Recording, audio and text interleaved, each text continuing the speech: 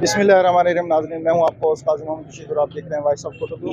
मैं इस टाइम मौजूद हूँ सिटी टिपा पे और यहाँ पर बेल की इनकम सपोर्ट के हवाले से पेमेंट की जा रही है।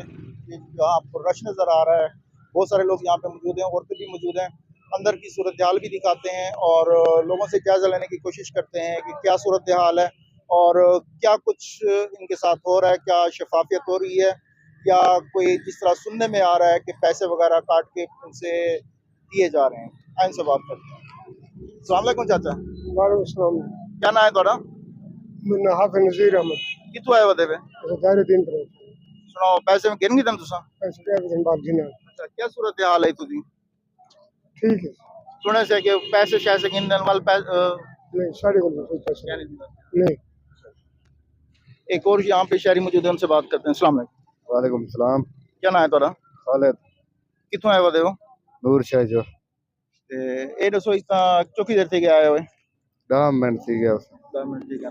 क्या सूरत हाल है, क्या देते पे इतना सुनते पैसे लोगों के पैसे कटौती नाल मिलते पैन या इस की बाहरों बंदे एजेंट वगैरह खड़े होने?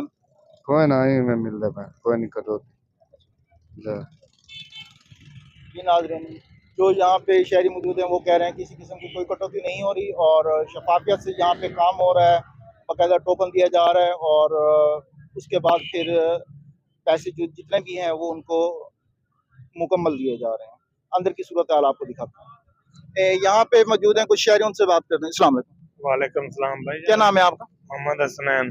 कितनी देर हो गई आपको आए हुए? असा सुबह 9:30 बजे ਦੇ ਇੱਥੇ ਆਏ ਆ, ਖੜੇ ਆ। ਸਿਫਾਰਿਸ਼ ਚਲਦੀ ਪਈ ਹੈ। ਜਿਹੜੇ 1000 ਦਿੰਦੇ ਨੇ ਉਹਨਾਂ ਦੇ ਨਿਕਲਦੇ ਪੈਣ, ਜਿਹੜੇ ਨਹੀਂ ਦਿੰਦੇ ਉਹ ਸਵੇਰ ਦੇ ਬੀਬੀਆਂ ਨੂੰ ਉਹਨਾਂ ਕੋ ਐਵੇਂ ਲਿਆਦੇ। ਅਸਾਂ ਜੁਮੇ ਤੇ ਵੇਂਦੇ ਪਏ ਕਿਵੇਂ ਲਿਆਦੇ, ਪੈਸੇ ਮੁੱਕ ਗਏ।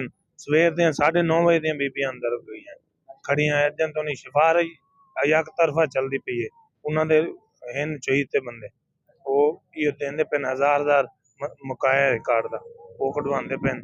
बाकी जेड़े जलीलो ख्वार होंगे पैन सारे देख तुसा कहीं को डिठा है कि जरा 1000 गिंदा पियो सारे उतों चौक मुंडे दे एजेंट इतना काम करेंदे पैन। आंदियां सवारियां डायरेक्ट कटवा के वेंदे पैन। इत्थे सवेर दे 9:30 बजे दे असां आए कने फोन ते इत्थों अंदर खड़ा अमला जेड़ा ਉਹ ਆਣ ਕੇ ਕਾਰਡ ਪਕੜਾਉਂਦੇ ਨੇ, ਉਹ ਅੱਗਾ ਲੈ ਕੇ ਜਾਵੇ ਉਹਨਾਂ ਦਾ ਵੇਂਦੇ ਪਏ। ਬਾਕੀ ਬੀਬੀਆਂ ਸੁਬਹ ਦੀਆਂ ਖੜੀਆਂ टोकन तो बगैर दिंदा पे सर जी, कोई कूड़ वाली गाल को जी। हाँ, 9:30 बजे ते जड़ी आवाम आई है वो अजे ताईं खड़ी है।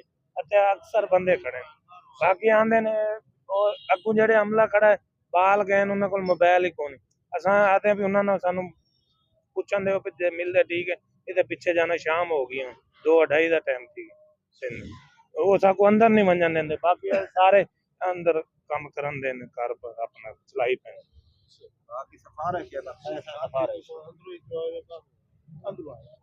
अंदरों आन के देखो इधर ये सामने देंदे पे। असां 9 बजे तक खड़े हैं इत्थे ते हाली तक पैसे नहीं मिले उन्हां नु। कई वेले आदन कैश मुक गए ते कई वेले सिफारिश चलती पई अंदर। या गुजारिश है कि जिवें नंबरवार हैं उन्हां को पैसे मिले वजन जी। अटे मोहम्मद आले तो आए खड़े चौक मुंडे तो 10 किलोमीटर परों तो 9:30 बजे से बंदे खड़े हैं। इतने कोई सुनने वाला को नहीं।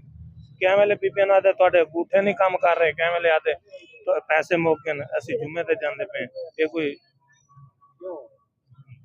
जी नाज़रीन, शहरियों की बातें आपने सुनी है कि इनके जो मसाइल हैं सुबह 9 बजे से यहाँ पे आए हुए हैं और जो मसाइल हैं वो आपने उन्हीं की ज़बानी सुन लिए हैं। मज़ीद अंदर चलते हैं और अंदर की सूरत हाल आपको दिखाएंगे।